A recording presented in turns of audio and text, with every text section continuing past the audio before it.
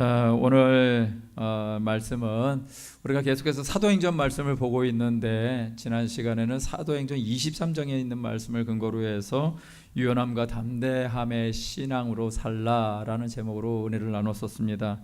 그런데 오늘 본문의 말씀은 26장의 말씀이죠. 26장 19절에서 29절까지의 말씀을 근거로 해서 예수님과 사람에게 인정받는 신앙이라는 제목으로 여러분들과 은혜를 나누기를 원합니다.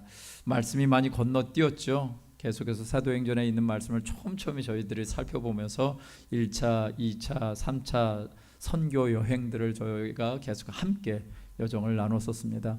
자, 이제 모든 여정들은 이제 마치고 예루살렘에 돌아왔을 때 사도 바울에게 있는 예비된 일들은 그렇게 좋은 환경이 아니었죠. 넉넉한 일도 아니었습니다. 특별히 계속해서 이제 사람들에 의해서 폭행을 당하고 또 구류를 당하고 갇힌바 되어지고 신문을 당하는 그런 내용들이 이 23장부터 26장까지 이어지게 됩니다. 그래서 내용이 거의 비슷한 얘기들을 계속 나누는 것보다는 하나로 이렇게 통일해서 여러분들과 나누는 것이 더 낫겠다라는 그런 마음이 들어서 이렇게 26장까지의 말씀을 보게 되었습니다. 자, 26장까지의 말씀을 좀 우리가 좀 상고를 한다면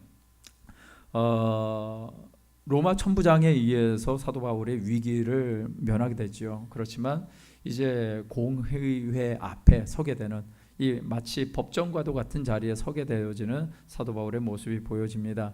그래서 계속해서 그런 자리를 통해서 사도 바울이 뭔가를 변론하는 얘기들이 계속해서 나오게 됩니다. 23장에는 이제 로마 천부장을 통해서 사도 바울이 변론을 하는 내용이 나왔다면 24장에 있는 내용은 이제 그 당시 총독이었던 벨릭스라는 사람, 우리는 총독하면 본디오 빌라도만 아는데 다른 총독들도 있었습니다. 본디오 빌라도 이후에 계속해서 총독들이 몇 년에 걸쳐서 이렇게 바뀌었던 것이 기록에 나와 있습니다.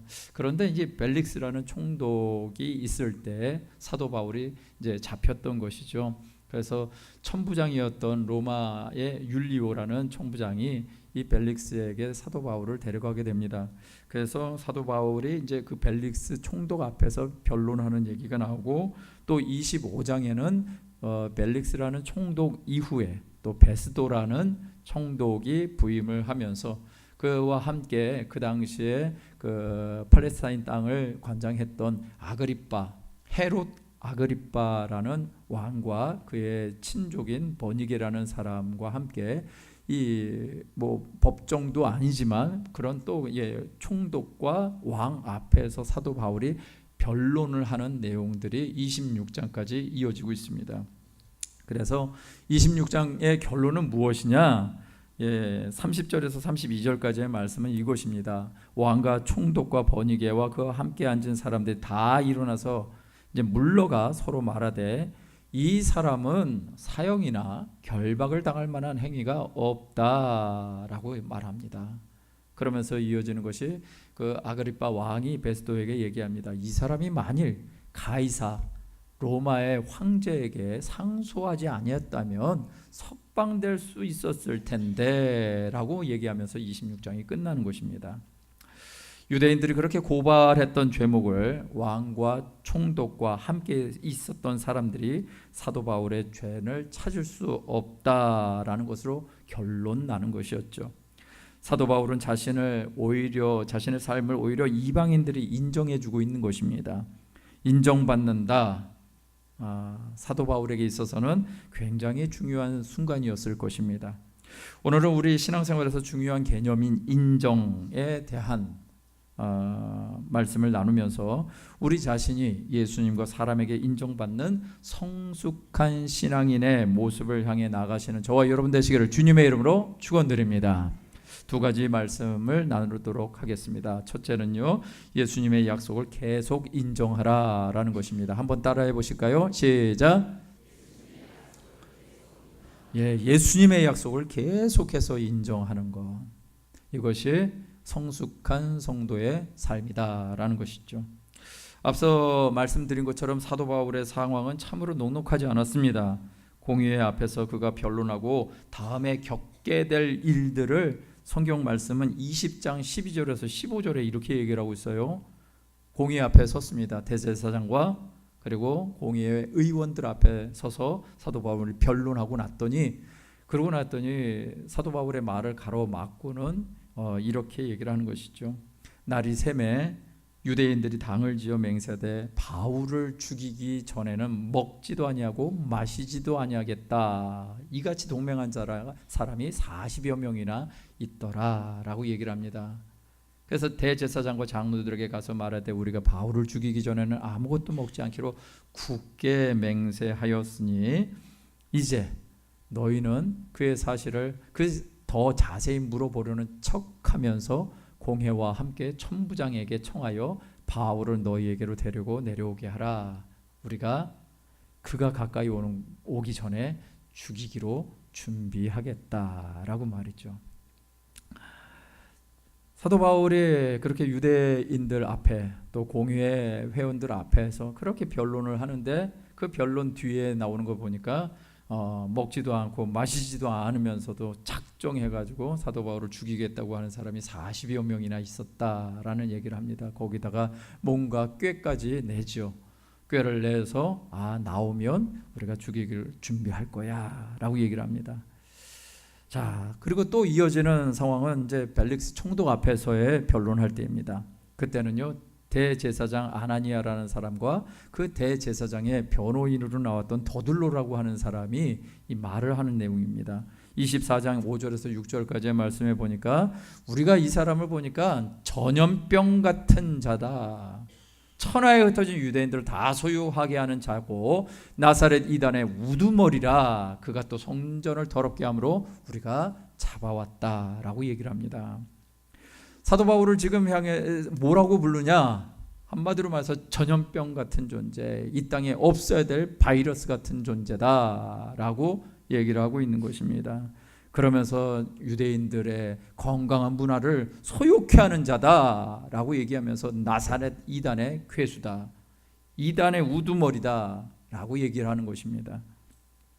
심지어 예루살렘에 있는 성전을 더럽혔던 자다라고 말하고 있는 것이죠. 성전 더럽히는 적이 없었는데도 말이죠. 그리고 또 이어지는 벨릭스 총독으로부터 이런 대우를 받습니다. 25절부터 27절까지 보니까 바울의 의와 절차와 장차 오는 심판을 강론하니 벨릭스가 두려워하여 대답하되 지금은 가라. 복음을 듣긴 들었습니다. 벨릭스라는 총독이 복음을 듣고는 내가 틈이 있으면 너를 부를게 라고 얘기를 합니다. 복음을 듣고 굉장히 좋은 반응을 한 것 같았는데 26절에 보니까 뭐라고 얘기해요? 동시에 또 바울에게 돈을 받을까 바라는 거로 더 자주 불러 같이 이야기하더라. 복음을 듣기는 듣는데 복음이 목적일까요? 뒷돈이 목적일까요? 아무리 봐도 뒷돈이 목적인 것 같습니다. 게다가 바울의 무죄를 인정하고 옥에 가두지도 않고 신문했었던 이 벨릭스라는 총독이요, 자기의 임기의 말년이 되니까 자기가 앞으로 갈 자리를 위해서 그리고 남아있는 유대인들한테도 환심을 사기 위해서 사도 바울을 옥에 가두게 됩니다. 자, 이것이 이제 벨릭스라는 총독이 있었을 때 사도 바울이 겪었던 일이라면, 이제 세 번째로 그 벨릭스 총독 이후에 부임한 베스도와의 만남, 그리고 헤롯 아그리빠와 그의 친족인 버니게 앞에서도 사도 바울이 변론을 하는데, 바울이 변론을 하니까 이렇게 베스도가 반응합니다. 26장 24절에 보니까 베스도가 크게 소리내어 이르되 바울아 네가 미쳤도다. 내 많은 학문이 너를 미치게 했다라고 얘기를 하는 것이죠.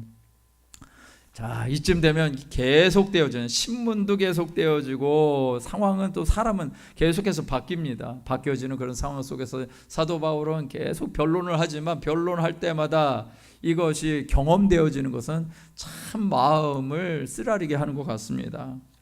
이 정도 되면은 진짜 나를 죽이려고 아무것도 먹지도 않고 마시지도 않기로 맹세한 자 40여 명이나 있는가 하면 자기의 말을 잘 듣는 것 같기는 하지만 자기의 처지를 이해할 줄 것 같은 그 총독이 결국은 원하는 것은 뒷돈이더라 라는 것뿐.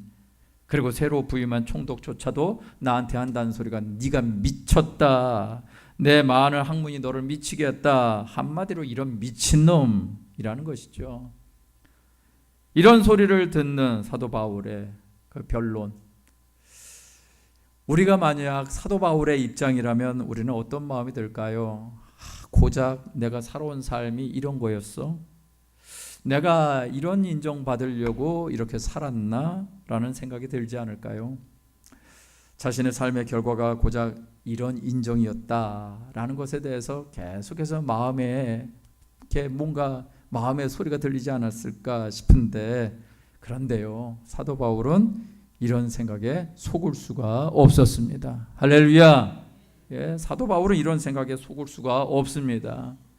저와 여러분들의 삶에도 마찬가지일 것입니다. 주의 일들을 감당하다가 여러 가지 말들과 환경들을 경험하면서 여러분의 삶을 낙심하게 할 때가 있을 것입니다. 내가 고작 이런 일들을 경험하려고 내가 이렇게 신앙생활했어? 근데 그것이 바로 저와 여러분들을 속이는 것입니다. 자신의 삶이 세상 사람들에게 인정받지 못한다 할지라도 그에게, 사도 바울에게 있어서는요, 한 분의 인정이 중요했습니다. 누구의 인정이요? 예수 그리스도의 인정이면 충분했던 것입니다. 사도행전 26장 16절에서 18절은 이 말씀을 우리 한번 같이 읽어볼까요? 시작. 일어나 너의 발로 서라. 내가 내게 나타난 것은 곧 내가 나를 본 일과 장차 내가 내게 나타날 일에 너로 종과 증인을 삼으려 함이니 이스라엘과 이방인들에게서 내가 너를 구원하여 그들에게 보내어 그 눈을 뜨게 하여 어둠에서 빛으로 사탄의 권세에서 하나님께로 돌아오게 하고 죄사함과 나를 믿어 거룩하게 된 무리 가운데서 기업을 얻게 하리라 하더이다. 사도 바울이 지금 얘기하는 것인데 이 얘기를 누가 한 것이라고요? 예수님이 하셨다고 지금 말하고 있는 것입니다. 예수님이 말씀하신 것, 너는 이런 삶을 살게 될 거야. 너는 이런 사람이야. 세상이 아무리 너에게 뭐라고 한다 할지라도 너는 이렇게 살게 될 거야 라고 말씀하시는 것이죠. 그래서 사도 바울은요, 자신의 입에서 계속해서 예수님이 자기 자신에게 어떤 말씀을 하셨는지 이것을 계속해서 인정하는 것이었습니다. 계속되어지는 변론의 순간 사람은 계속해서 바뀌는데 바뀌면서 또 해야 되고 또 한 말을 또 해야 되고 얼마나 지겹겠습니까? 그것이 오늘 성경 말씀에 보면 이태를 보냈다라고 나옵니다. 이태가 몇 년? 2년 동안. 2년 동안 계속해서 이런 일들을 반복하는 것인데 이쯤 되면 지치지 않을까요? 그런데 지치는 것이 아니라 그 상황에서 계속 누구를 얘기를 합니까? 예수님께서 내게 말씀하신 것을 얘기하는 거예요. 예수님께서 나에게 어떤 일을 행하셨는지를 계속해서 사도 바울은 인정하는 것이었습니다. 베스도 총독이요, 바울아 네가 미쳤다라고 했을 때 그가 한 반응이 오늘 25절부터 29절까지의 말씀입니다. 이 말씀에 보니까 베스도 각하여 내가 미친 것이 아니오 참되고 온전한 말을 하나이다. 왕께서는 이 일을 아시기로 내가 왕께 담대히 말하노니. 이 왕은 누구일까요? 아그리빠 왕. 헤롯 아그리빠 왕에게 얘기를 합니다. 아, 왕이시여, 왕은 이런 일들 아시지 못하는 줄, 못함이 없는 줄을 아나이다. 당신은 아십니다. 이 일이 한쪽 구석에서 일어난 일이 아니라는 것을 당신은 아십니다. 아그리빠 왕이여, 선지자를 믿으시나이까? 믿는 줄 압니다. 이렇게 얘기를 강력하게 하는 것입니다. 그랬더니 아그리빠가 바울에게 말하지요. 네가 적은 말로 나를 권하여 그리스도인이 되게 하려 하느냐? 무슨 얘기예요 지금? 네가 그런 말 가지고 나를 예수쟁이 만들려고 하느냐? 그 얘기죠 지금. 그랬더니 바울이 이런 말을 합니다. 맨 마지막 절에 보니까 말이 적으나 많으나 당신뿐만 아니라 오늘 내 말을 듣는 모든 사람도 다 이렇게 결박된 것 외에는 나와 같이 되기를 하나님께 원하나이다 하니라. 사도 바울의 얘기입니다. 그럼 제가 좀 힘있게 얘기했습니다. 왜? 사도 바울이 저 얘기했을 때 아니 왕이시여 아유 이러면서 얘기했을까요? 아니겠죠. 말이 많으나 적으나 당신뿐만 아니라 오늘 내 말을 듣는 모든 사람들이 나처럼 되기를 원합니다 라고 얘기했던 것입니다. 우리가 고난을 당하면서 또 어려운 일을 겪으면 낙심하게 되고 또 때로는 인간적인 모멸감을 당하기도 합니다. 또 인정받지 못할 때도 있습니다. 그러나 그럴 때 성도들이 해야 될 일은 무엇이냐? 정말 건강한 성도의 삶을 사는 사람은 어떻게 살아가야 하는가를 우리는 생각해 봐야 되는 것이죠. 오늘 본문의 말씀처럼 예수님 그분이 하신 말씀을 기억해내고 그분이 나를 그렇게 인정해 주셨다는 사실을 기억하는 것이 중요한 것이죠. 내 지금의 형편이 어떤 것이 중요한 것보다 그분이 그렇게 말씀하셨다면, 그분이 나를 그렇게 세워주시고 일하신다면, 그분이 여러분들의 삶 가운데 그렇게 말씀하셨다면 여러분의 삶의 자리는 그 말씀대로 살아가게 될 것입니다. 근데 이 말씀이 없다면 그냥 주어지는 환경에 그냥 대충 살게 되겠죠. 저는 우리 성도님들 안에 정말 하나님의 약속을 믿고 자기의 삶의 자리에서 애쓰시는 분들을 많이 합니다. 정말 안 되는 것 같은데, 정말 직장생활 아니면 또 사업장에서 정말 어려운 것 같은데, 그런데 자기에게 맡겨주신 삶을 내가 감당하겠다라고 하나님 붙잡고 주의 약속하신 말씀을 인정하면서 살아가는 하나님의 백성들이 우리 교회에 얼마나 많은지 모릅니다. 그런 성도의 삶, 이것이 우리 모든 성도님들의 삶이 되시기를 주님의 이름으로 축원드립니다. 예수님의 약속을 계속해서 인정하십시오. 예수님의 약속을 계속해서 찾아내시고 예수님의 약속을 계속해서 인정하십시오. 예수님의 약속을 인정하는 자들에게는 반드시 역사가 일어납니다. 여러분, 장기료 박사님 혹시 아시는가요? 제가 부산에서 사역하시는 어느 목사님 말씀하시더라고요. 부산에서 목회하기가 굉장히 어려워요. 그래서 왜 그런가 했더니 부산에는 어느 절 하나가 부산에 있는 전체 교회 성도보다 더 많답니다. 절 하나가. 그런 정도로 부산에는 불교가 강세고 또 이렇게 복음을 전하기 어려운데, 그런 땅에 그래도 교회가 이렇게 있게 되어진 데는 참 정말 좋은 분의 삶이 밑거름이 되어서 그렇게 됐다. 그 중에 한 분이 바로 장기료 박사님이라는 분을 이렇게 얘기를 하시더라고요. 장기료 박사님 지금 부산에 가면 고심병원이라고 아마 있다고 합니다. 옛날엔 보금병원이었는데 그 고심병원을 세우신 분이시죠. 이분 뭐 얘기하면은 EBS 방송국에서도 이분에 대한 삶이 영상으로 나온 적이 있었고 또 많은 분들도 알 것입니다. 이분이 일제 시대에 살면서 의학 공부를 하셨고, 그리고 의학 공부를 하시면서도 하나님의 말씀을 따라서 그렇게 사셨습니다. 특별히 이분이 가난하고 병든 자 또 죄인을 사랑하신 예수님처럼 자기의 삶도 그런 사람들을 위해서 살겠다라는 마음을 가지고 평생 가난하고 병든 사람들에게 사랑을 베풀며 사셨습니다. 근데 이제 이분한테는 한이 있었어요.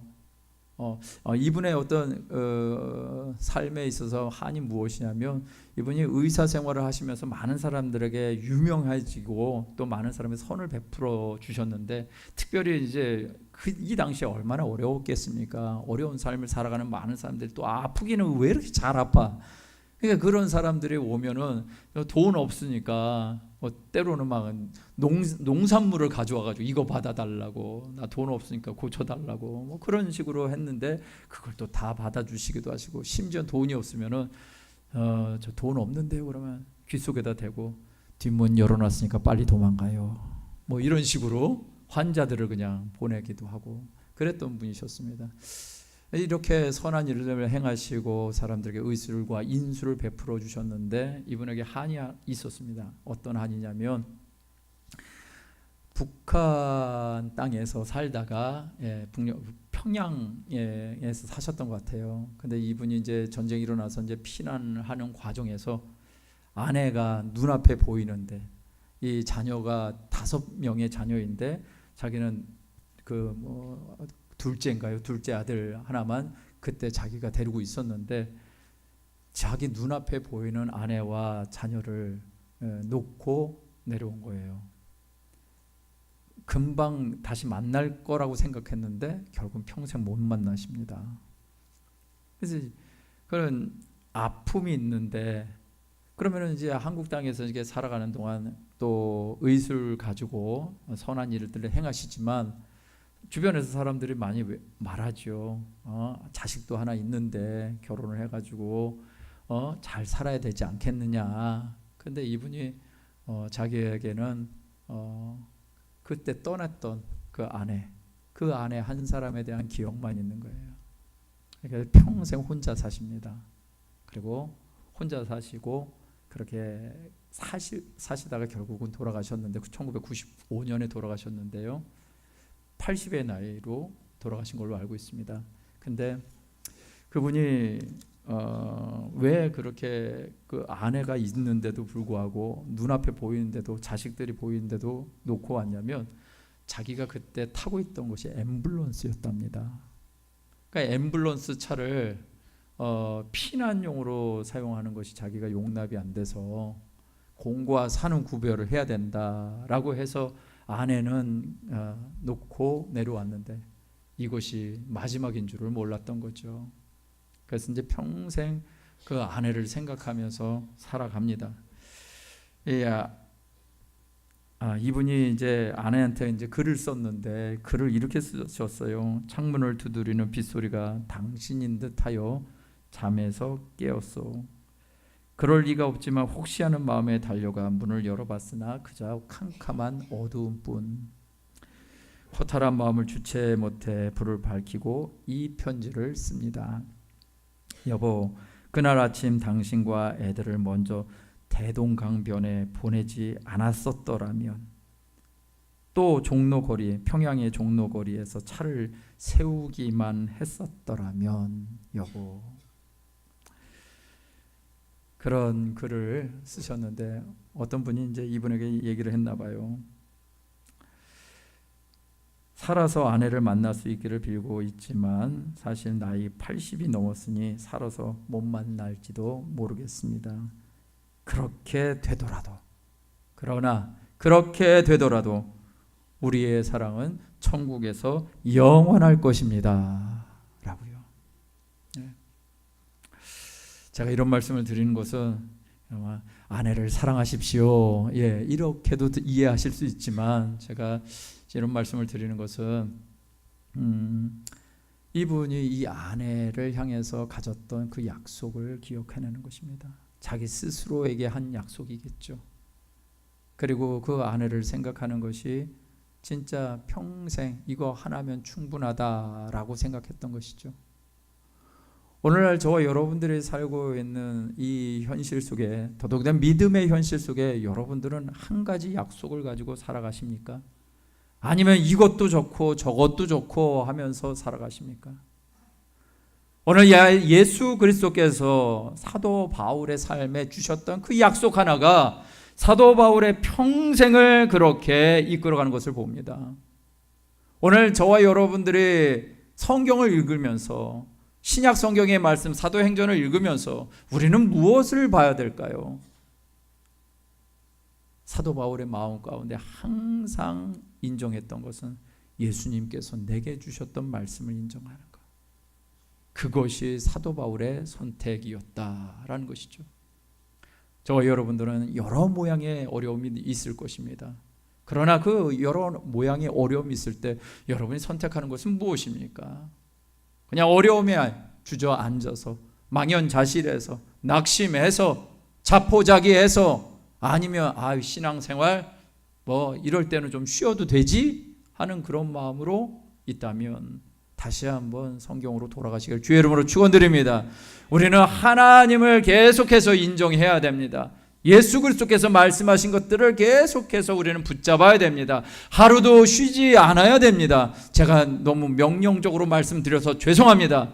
왜? 그렇게 하지 않으면 우리는 어느 순간인가 하나님하고 전혀 상관없는 삶을 길을 걸어가기 때문에 그렇습니다.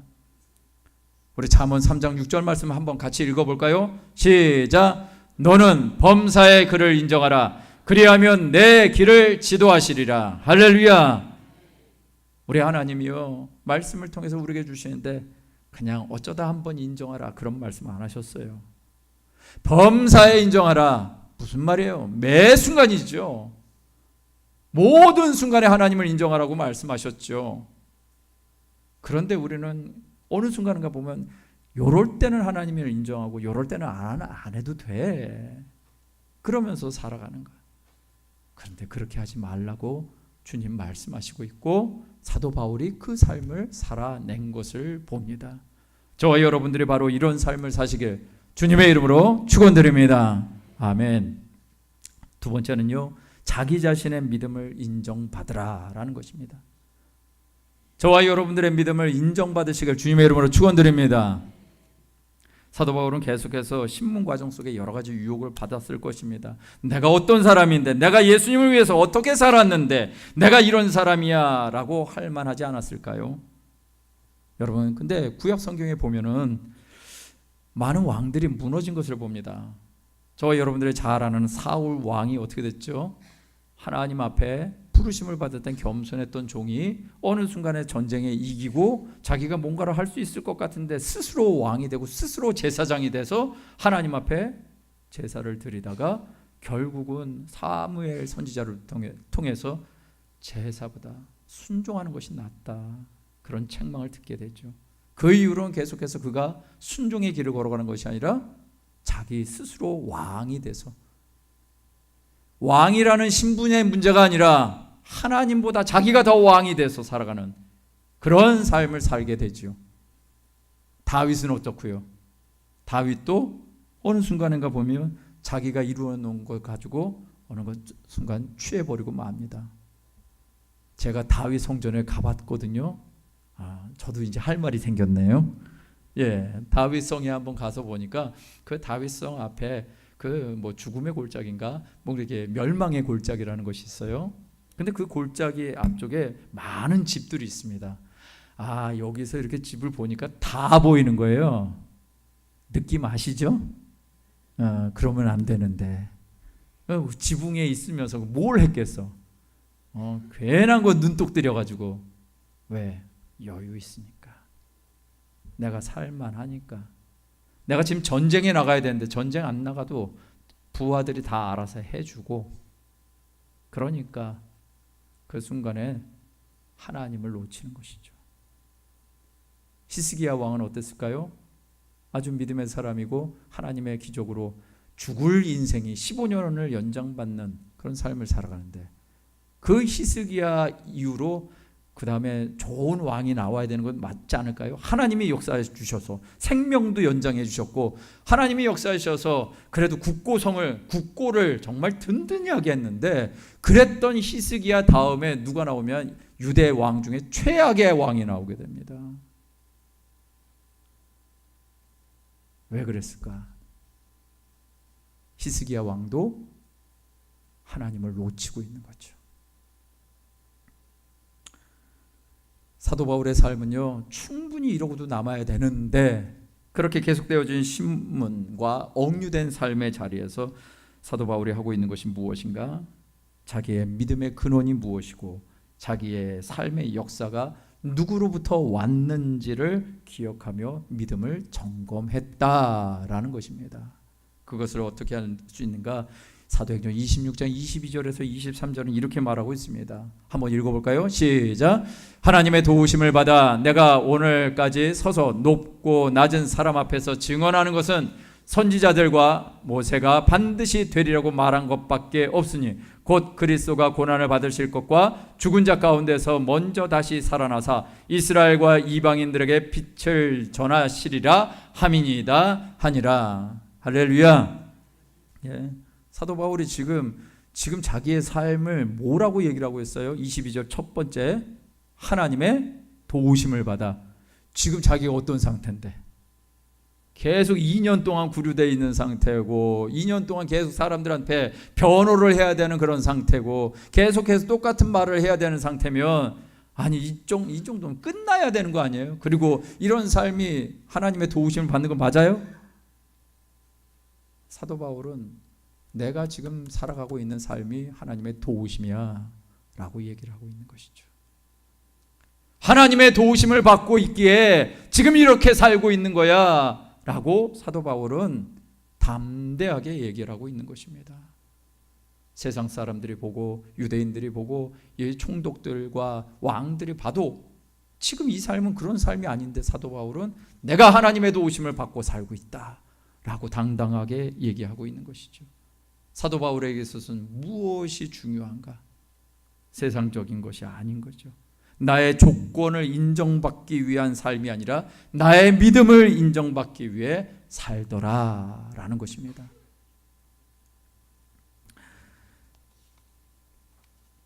어느 한 목사님이요, 젊은 목사님이 교회를 개척한 후에 이 교회가 부흥이 됐습니다. 그래서 예배당을 건축할 상황이 되어서 자기의 영적 멘토가 되는 목사님에게 건축을 하겠다라고 말했더니 그 영적 멘토가 되시는 목사님이 건축을 못하게 막으셨다는 거예요. 그래서 이 젊은 목사님이 혼란에 빠졌습니다. 목사님께 예배당 건축 계획을 들어놓고 얘기를 하니까 그 목사님이 뭐라고 얘기를 하냐면 네 마음의 중심이 변질되었다라고 얘기를 하더라는 거예요. 그러면서 심하게 반대를 하는데 자기가 너무 억울하더랍니다. 너무 억울하고 허탈했는데 아니 교회가 부흥해서 예배당을 짓겠다는데 그게 뭐 그렇게 마음이 변질됐다라고 그렇게 하면서 막 속으로 그냥 원망을 하면서 한동안 무기력에 빠져 있었다고 합니다. 그런데 이 젊은 목사님이 어느 순간 이런 생각이 들었답니다. 자신이 주님으로부터 충분한 사람이 아니라 교회가 성장하는 것으로 주님이 충분한 것이 아니라 교회가 성장함으로 인해서 교회 성장을 기뻐하는 사람이었구나 라고 말이죠. 그제서야 멘토이신 목사님의 말씀 건축하지 말라라고 하는 이유를 알게 되었다는 것이에요. 자신이 영적으로 매우 위험한 상태에 빠졌었다라는 것을 깨달았다라는 것이죠. 도대체 이것을 왜 이렇게 했을까요? 인정받기 위해서죠.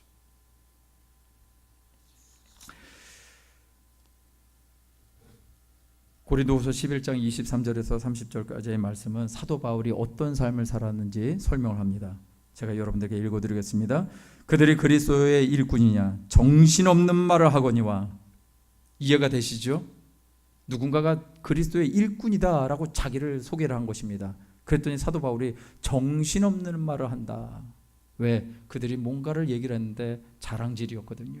근데 보니까 사도 바울이 이어지는 얘기가 뭐냐면 나는 더욱 그러하다. 내가 수고를 넘치도록 했고 옥에 갇히게 더 많이 했고 매도 수없이 맞았고 여러 번 죽을 뻔했고 유대인에게 40대에 감한 매를 5번 맞았다. 3번 태장을 맞고 1번 돌로 맞고 3번 파손했고 일주일 동안 깊은 바다에서 지냈다. 그리고 강의 위험, 강도의 위험, 동족의 위험, 이방인의 위험, 신의 위험, 광야의 위험, 바다 거짓 형제 중에 위험을 당하기도 했고 수고하며 애쓰고 여러 번 자지 못하고 줄이고 목마르고 여러 번 굶고 춥고 헐벗었노라. 이 외에는 고사하고 아직도 날마다 내 속에 눌리는 일이 있는데 곧 모든 교회를 위하여 염려하는 것이다. 사도 바울이 이 얘기를 했었을 때 지금 자기가 이런 삶을 살았으니까 자랑하는 것일까요? 아니죠. 누군가가 이런 것을 가지고 자랑을 하니까, 내가 주님을 위해서 이런 삶을 살고 있습니다 라고 하는 것을 가지고 자랑을 하니까 사도 바울이 거기에 얘기를 하고 있는 것입니다. 그런데 사도 바울의 결론은 무엇이에요? 사도 바울도 이것을 자랑으로 삼기 위해서? 아니죠. 내가 정말 눌리는 것이 있는데, 내가 이런 걸 못 살아서가 아니고, 내가 이렇게 살아서도 아니고, 내가 정말 눌리는 것은 모든 교회를 위하여 염려하는 것이야. 누가 약하면 내가 약하지 아니하며, 누가 실족하게 되면 내가 애타지 아니하더냐. 내가 부득불 자랑할진대 나의 약함을 자랑하리라 라고 말이죠. 여러분, 우리의 믿음은 무엇일까요? 나의 모든 강함을 자랑하는 것이 우리의 믿음일까요? 나의 약함을 자랑하는 것이 믿음일까요? 여러분들의 마음 가운데 하나님의 음성이 들리시길 주의 이름으로 축원드립니다. 그렇다면 나의 믿음이 약한 것, 왜 우리는 약한 것을 자랑해야 되는가? 그 순간에 누구만 의지하기 때문에? 예수님만 의지하기 때문에. 그 순간에 예수님만 인정하기 때문에. 그런데 놀랍게도 그 순간 예수님을 인정하는 사람들을 누가 또 인정해 주신다? 주님이 인정해 주신다. 예수님이 그런 사람을 인정해 주시고요, 그렇게 살아가는 사람을 결국 누구도 알까요? 사람도 알게 되는 것이죠.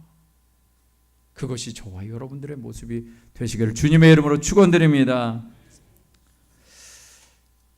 예레미야 9장 24절에 보니까 이런 말씀이 있습니다. 함께 읽어볼까요? 예레미야 9장 24절입니다.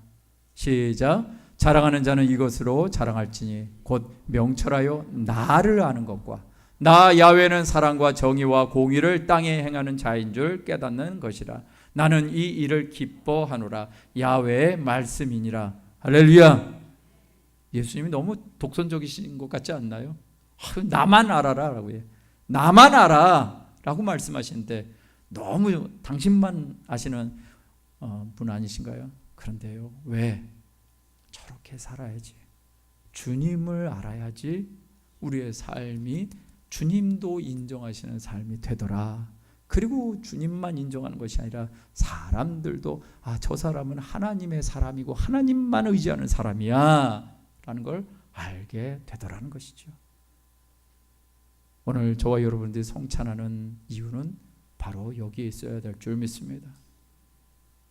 우리가 한 달에 한 번씩 꼭 성찬하는 이유, 주님만 인정하는 삶을 살고, 그래서 주님으로부터 인정받고, 그래서 주님으로부터 내가 너와 교제하고 내가 너를 안다라는 소리를 듣는 그런 성도님들의 삶이 결국은 서로가 서로 이분은 하나님의 사람이야 라는 것을 알게 되지 않을까요?